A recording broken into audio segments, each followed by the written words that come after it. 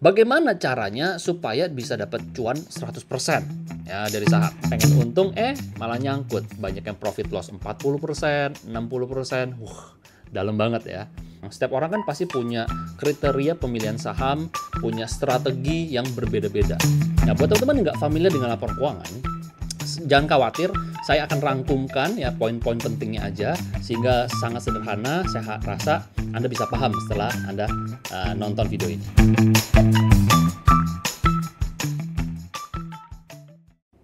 Pengen untung, malah buntung. Itulah yang banyak terjadi pada orang-orang yang beli saham. Jangan sampai hal ini juga terjadi pada kamu ya. Yuk, kita belajar gimana caranya supaya setiap investasi kita di saham bisa memberikan keuntungan. Saya akan share 3 langkah supaya kamu bisa cuan 100% dari saham.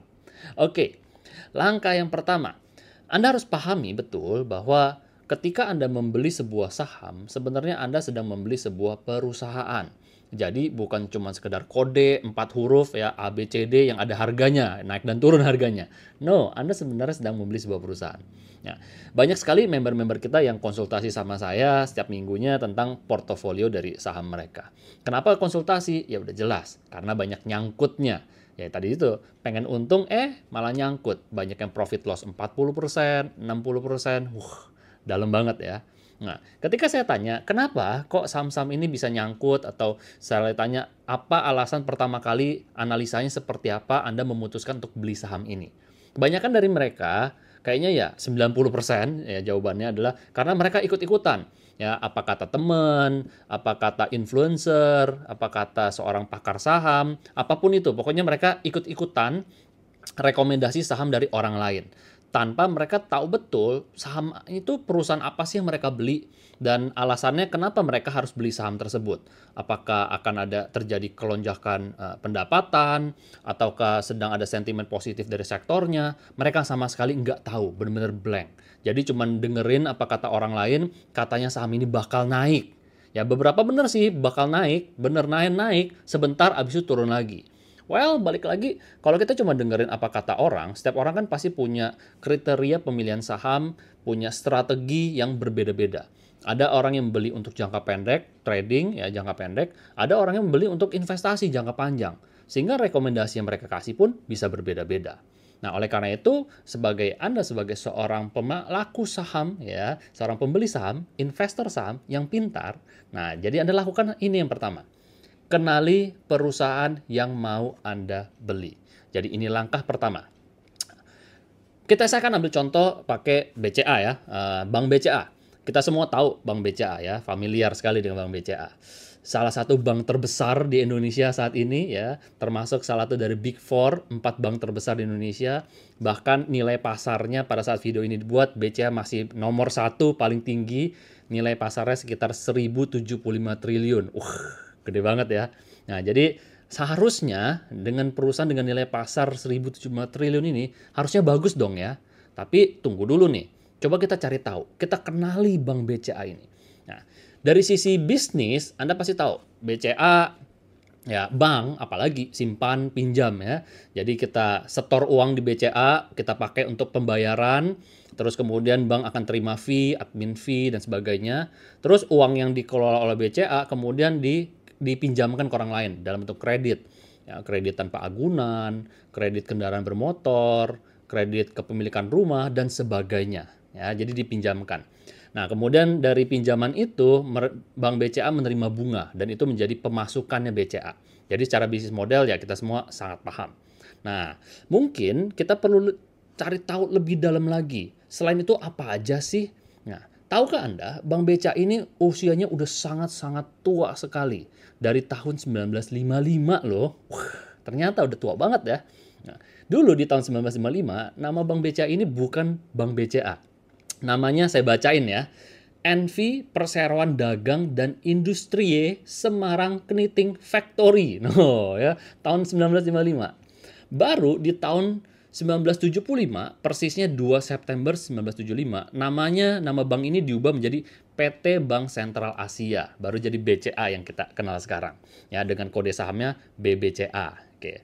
Nah, selain Bank BCA ini, selain melayani simpan pinjam, ya selayaknya bank, ternyata bank ini juga punya anak usaha. Ya, dia punya beberapa anak usaha yang masih bergerak di sektor keuangan. Misalnya dia punya perusahaan venture capital. Ya, terus kemudian dia punya perusahaan yang bergerak bidang asuransi, dia punya perusahaan bidang pembiayaan, ya, memberikan kredit juga pembiayaan. Dia juga punya anak usaha yang bergerak di bidang bank syariah, ya. Dan juga yang terbaru ini, ya dia punya bank digital, anak usahanya bank digital. Kan sekarang semua lagi trennya digital kan, jadi dia punya bank digital yang aplikasinya namanya Blue, BLU.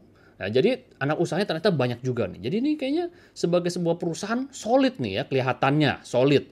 Nah, supaya kita benar-benar tahu perusahaan ini beneran solid atau enggak, ada satu yang harus kita cek, yaitu apa? Kinerja keuangannya. Kenapa begitu? Karena balik lagi nih, perusahaan buat saya adalah aset produktif yang menghasilkan duit. Sehingga ujung-ujungnya perusahaan itu harus menghasilkan duit lebih banyak lagi. Ya, semakin perusahaan menghasilkan uang lebih banyak lagi, perusahaan ini akan semakin berharga. Nah, kalau perusahaan ini semakin berharga, akan lebih banyak orang yang tertarik untuk membeli ya saham dari perusahaan ini, menjadi pemilik dari perusahaan ini. Kalau semakin banyak yang tertarik untuk beli, apa yang terjadi dengan harga sahamnya? Harga sahamnya akan naik. Jadi harga saham itu cuma sekedar mekanisme jual dan beli aja teman-teman. Mekanisme pasar. Kalau banyak demand-nya, banyak yang mau beli, harga sahamnya akan cenderung naik. Tapi kalau lebih banyak yang orang mau jual, nggak tertarik dengan bisnisnya menurun, maka harga sahamnya akan turun. Sesederhana itu aja. Jadi makanya langkah pertama, kenali bisnisnya. Ya, oke. So, kita akan masuk ke bagian lihat kinerjanya seperti apa nih. Perusahaan ini untung nggak? Karena balik lagi, kalau Anda mau investasi di sebuah saham, pastikan perusahaannya untung. Kalau perusahaannya tidak untung, perusahaan ini punya kecenderungan bisa bangkrut. Ya, ada risikonya ke sana. Kalau perusahaan bangkrut, apa yang terjadi dengan saham kita? Hilang, uang kita gone. Kita punya saham di perusahaan yang sudah bangkrut. Jadi, supaya Anda tidak spekulasi, pastikan satu, perusahaannya untung. Dan yang kedua, perusahaannya bertumbuh selama beberapa tahun terakhir. Yang minimal Anda lihat laporan keuangan 5 tahun terakhir. Bertumbuh nggak nih keuntungannya? Nah, jadi kita akan lihat itu ya. Nah, sekarang kita akan masuk ke dalam laporan keuangan. Kita akan lihat gimana nih kinerja dari laporan keuangan Bank BCA ini. Nah, buat teman-teman yang nggak familiar dengan laporan keuangan, jangan khawatir, saya akan rangkumkan ya poin-poin pentingnya aja. Sehingga sangat sederhana, saya rasa Anda bisa paham setelah Anda nonton video ini. Yang pertama, mari kita lihat. Selama 5 tahun terakhir, Bank BCA asetnya terus bertumbuh, teman-teman. Dari tahun 2015 di angka 594 triliun sampai ke tahun ini ya, tahun 2022 itu asetnya ke 1.300 triliun. Wah, fantastis banget ya, naiknya signifikan. Nah, kemudian apa lagi? Yang kedua, karena balik lagi ya, karena ini adalah bank itu kan simpan pinjam, jadi salah satu informasi yang penting adalah dana pihak ketiga. Apa itu dana pihak ketiga? Dana pihak ketiga adalah kita, nasabah yang taruh uang di bank, baik dalam bentuk tabungan maupun dalam bentuk deposito. Nah, jadi itu namanya dana pihak ketiga, ya dana orang lain yang disimpan di bank ini. Nah, jadi ini salah satu angka yang penting. Nah, kalau kita lihat, sejak 2015, dana pihak ketiga dari Bank BCA ini terus bertumbuh. Dimulai di 2015 itu senilai 473 triliun, sampai sekarang di tahun 2022 dana pihak ketiganya itu di 1.030 triliun. Fantastis ya naiknya ya. Naik terus nih. Nah, kemudian mari kita lihat lagi. Dana pihak ketiga ini kan nggak bisa dianggurin, karena kan harus kasih bunga ke customer, ke nasabah. Jadi dana pihak ketiga ini harus apa? Harus dipinjamkan, dikreditkan ke orang lain. Dalam bentuk apa tadi saya cerita? Dalam bentuk kredit tanpa agunan, dalam bentuk kredit kendaraan bermotor, kredit kepemilikan rumah, dan sebagainya. Jadi ada kreditnya yang harus kita perhatikan. Mari kita lihat alokasi kredit dari Bank BCA. Sama datanya ya, dari 2015 sampai ke 2022 data pinjaman kreditnya juga terus naik. Ya, dari 2015 pinjaman sebesar 387 triliun sampai ke tahun 2022 pinjaman kredit ini naik ke 694 triliun. Hampir 2 kali lipat ya naiknya ya. Jadi sangat signifikan nih. Nah, jadi bagus banget nih. Nah, jadi kita udah tahu nih asetnya berapa, ya, dana pihak ketiga berapa, kreditnya berapa. Nah, balik lagi, tujuan supaya tiga ini dapat apa? Supaya perusahaan menghasilkan duit. Nah, kita harus tahu nih, perusahaan menghasilkan duit berapa banyak. Nah, duit paling bersih yang diterima perusahaan itu namanya laba bersih, teman-teman. Jadi laba bersih itu ya kayak cuan bersih lah, profit bersih, profit paling bersih. Setelah dikurangi biaya-biaya, nah itu namanya laba bersih. Nah, mari kita lihat bagaimana pertumbuhan laba bersih dari Bank BCA dari 2015. Dari 2015, pertumbuhan laba bersih BCA itu di angka 18 triliun ya laba bersih BCA di tahun 2015. Nah, di tahun 2022 laba bersihnya naik menjadi 40,7 triliun. Itu berarti lebih dari 2 kali lipat ya naiknya ya. Fantastis banget. Jadi dari kesimpulan ini, kinerja dari Bank BCA ini sangat-sangat signifikan. Ya, naik terus, perusahaannya untung, bertumbuh naik terus. Jadi buat saya, ini perusahaan yang sehat banget, ini perusahaan yang bagus banget, layak untuk kita investasikan. Nah, jadi itu dari sisi kinerjanya kita udah paham. Nah, balik lagi. Step yang kedua, tadi langkah pertama ya, mengenali perusahaan yang mau Anda investasi. Langkah yang kedua adalah bagaimana potensi bisnisnya ke depan. Nah, jadi nggak cukup Anda mengenali bisnisnya aja. Karena angka-angka yang tadi saya sebutkan itu sudah terjadi di masa lalu. Nah, langkah berikutnya adalah bagaimana nih proyeksi ke depannya. Perusahaan ini akan terus bertumbuh nggak? Perusahaan ini akan terus naik nggak? Aset-asetnya, pendapatannya, laba bersihnya. Kenapa penting? Karena hasil investasi kita bertumbuhnya kan di masa depan. Yang sudah terjadi, nggak ada hubungan lagi sama kita. Tapi keuntungan kita adanya di masa depan. Seiring perusahaan ini semakin bertumbuh, maka perusahaan ini akan semakin bernilai. Kalau perusahaan semakin bernilai, perusahaan akan semakin diminati. Kalau perusahaan semakin diminati, apa terjadi harga sahamnya? Akan semakin naik. Ya, jadi menarik ya. Oke. Jadi kalau saya lihat secara pertumbuhan ya ke depan ini akan terus bertumbuh nih. Nah, tadi saya cerita bagaimana caranya supaya bisa dapat cuan 100% ya dari saham. Nah, kenapa saya pakai contoh BCA? Karena di tahun 2020 kemarin terjadi krisis pandemi. Ya, semuanya lockdown. Ya, kita semua di rumah aja. Suasana yang mencekam. Apa yang terjadi dengan pasar modal kita? Pasar modal kita rontok gila-gilaan. Semuanya merah membara. Dan salah satunya adalah Bank BCA ini. Bank BCA pada saat pandemi itu turun 36%. Untuk saham besar seperti BCA dengan market cap 1.000 triliun, ini turunnya gede banget teman-teman. Ya, 36% itu besar banget. Nah, jadi apa yang saya lakukan ya ketika tahun 2020 itu market Bank BCA turun? Yang saya lakukan adalah beli. No brainer. Pada saat terjadi penurunan akibat pandemi, itu ada hubungan dengan kinerjanya nggak? Saya rasa kinerjanya tidak akan terlalu terpengaruh secara signifikan. Nah, kalau kita lihat ya, dari 2015 sampai 2019 itu bertumbuh terus. Ya, tadi itu dari asetnya bertumbuh, dana pihak ketiganya bertumbuh, dari kreditnya bertumbuh, kemudian dari laba bersihnya juga bertumbuh. Ya, bertumbuh semua. Sehingga perusahaan ini perusahaan yang bagus. Lalu kenapa tahun 2020 kok dia turun 36%? Itu akibat pandemi. Tidak ada hubungan dengan bisnisnya. Semua orang panik. Sehingga semua orang panik, mereka mau mengamankan duit cash, pegang cash. Nggak tahu apa akan terjadi dengan dunia ini. Sehingga apapun sahamnya, mereka jual.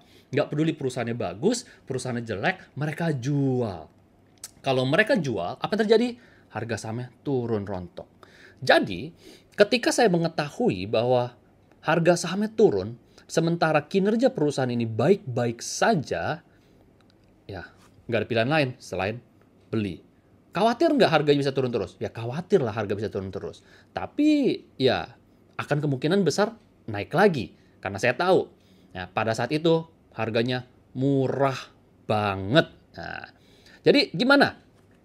Di tahun 2019, kalau kita lihat dari sisi aset ya Bank BCA itu ada di angka 919 triliun asetnya Bank BCA, ya. Di mana dana pihak ketiganya ada sekitar 699 triliun. Sementara laba bersihnya masih di angka 28 triliun.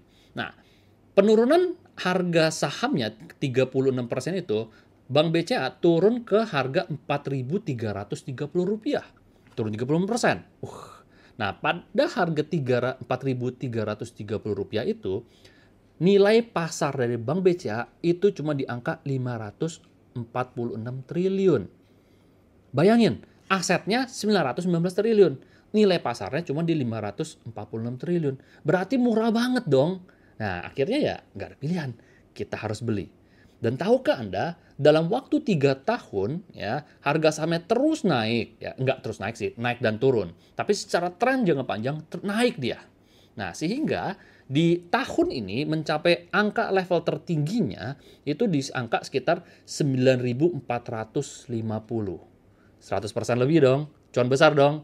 Yes, jadi itulah bagaimana Anda bisa mendapatkan cuan besar 100% hanya dengan mengetahui, pertama, perusahaan apa sih yang mau Anda beli. Kenali bisnisnya, perusahaannya sehat atau enggak, laba untung atau tidak, bertumbuh atau tidak. Nah, kemudian kedua, kenali potensi bisnisnya ke depan. Pandemi, saya yakin semua orang ya tetap pakai bank. Semua orang taruh duitnya nggak di bantal, tetap aja taruh duitnya di bank. Sehingga saya yakin tidak akan terlalu terpengaruh secara signifikan. Yes, betul, dari sisi kreditnya bisa menurun karena orang mungkin kesulitan untuk membayar sehingga terjadi penundaan pembayaran. Tapi toh ketika nanti ekonomi berjalan lagi, analisa saya, orang-orang ini akan kembali membayar cicilannya. Sehingga itu adalah pendapatan yang tertunda aja, bukan menurun, tapi tertunda. Jadi secara estimasi ke depan, pertumbuhan ke depan, saya yakin tetap akan bertumbuh perusahaan ini. Nah, jadi poin yang kedua, dapat banget nih, bahwa perusahaan ini ke depannya potensinya akan terus bertumbuh, walaupun terjadi pandemi. Nah, baru tadi langkah ketiga, saya bicara harganya gimana, mahal atau murah. Dan saya cerita, pada saat pandemi kemarin, harganya murah banget, turun 36%. Aset 919 triliun, nah kemudian dari sisi nilai pasarnya cuma 546 triliun. Murah banget. Nah, saya akan kasih Anda tambahan tips untuk bagaimana mengetahui harga saham yang mau saya beli ini mahal atau murah. Biasanya kita menggunakan dua buah rasio, yang namanya rasio PER, yaitu Price Earnings Ratio. Nah, di mana rasio PER ini adalah membandingkan harga saham dengan laba bersih perusahaan saat itu. Jadi kalau misalnya kita sebut PER-nya 10 kali, itu artinya harga saham saat ini itu 10 kali dari laba bersihnya. Jadi itu ya. Jadi kita membeli perusahaan berapa kali dari laba bersihnya. Itulah PER. Nah, yang kalau kita lihat ya, selama 10 tahun terakhir, rata-rata PER dari BCA itu ada di angka sekitar 23 kali. Ada di 23 kali. Nah, pada saat pandemi kemarin, PER Bank BCA ada di 19 kali. Nah, berarti murah dong. Murah banget. Nah, nggak pakai banget sih, tapi ya murah lah ya. Nah, itu yang pertama. Nah, yang kedua, rasio kedua yang bisa kita gunakan adalah PBV. Apa itu PBV? PBV adalah Price to Book Value. Jadi kita menilai harga saham saat ini dibandingkan dengan nilai bukunya. Nah, apa itu nilai buku? Nilai buku itu kadang orang suka sebutnya aset bersih ya. Itu adalah total aset ya, total aset keseluruhan dikurangi oleh hutang yang mereka punya ya. Jadi makanya dapat nilai bukunya. Nah, kalau kita lihat PBV rata-rata dari Bank BCA selama 10 tahun terakhir itu ada di 4,2 kali. Wah, ada di 4,2 kali. Nah, sementara waktu pandemi kemarin itu PBV-nya ada di angka sekitar 3 kali. Wah, berarti dari sisi PBV juga murah dong. Nah, sehingga dari situ kita bisa simpulkan, murah nih perusahaan. Nah, oleh karena itu, setelah Anda tahu perusahaan ini bagus atau tidak, potensi kedepannya akan terus bertumbuh atau tidak, langkah ketiga, sebelum Anda beli, cari tahu harga sahamnya mahal atau murah. Ya, Anda bisa cek tadi nilai pasarnya, atau dalam bahasa kita adalah kapitalisasi pasar. Kemudian Anda bisa cek PER-nya tadi, price to earnings ratio-nya, ya. Atau yang ketiga Anda bisa cek tadi PBV-nya, price to book value-nya. Nah, jadi itulah bagaimana kita bisa mendapatkan keuntungan 100% dari bahkan Bank BCA, perusahaan besar. Ya, selama ada potensi krisis, itu adalah kesempatan di mana kita bisa cuan besar, teman-teman. Nah, apakah ini good time to buy? Silakan Anda lakukan analisa Anda sendiri. Ya, saya sudah kasih tips-tipsnya di awal. Nah, sekarang tugas Anda untuk melakukan risetnya Anda sendiri. Ya, karena balik lagi, yang namanya belajar, kalau Anda ingin ilmu ini menjadi milik Anda perlu praktek. Nah, jadi apa yang perlu Anda praktekkan? Pertama, kenali perusahaannya. Ya, perusahaannya seperti apa, bergerak di bidang apa. Kedua, kenali ya tadi itu laporan keuangannya, kinerja perusahaannya yang kayak tadi saya sebutkan. Kenali seperti itu ya. Kemudian kenali potensi ke depannya gimana. Kira-kira ke depannya perusahaan ini masih akan terus bertumbuh nggak?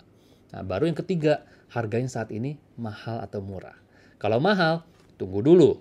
Harga saham naik turun itu biasa. Suatu hari nanti pasti akan turun. Sampai dia murah, baru Anda beli. Oke, gitu dulu dari saya. Mudah-mudahan video kali ini bermanfaat.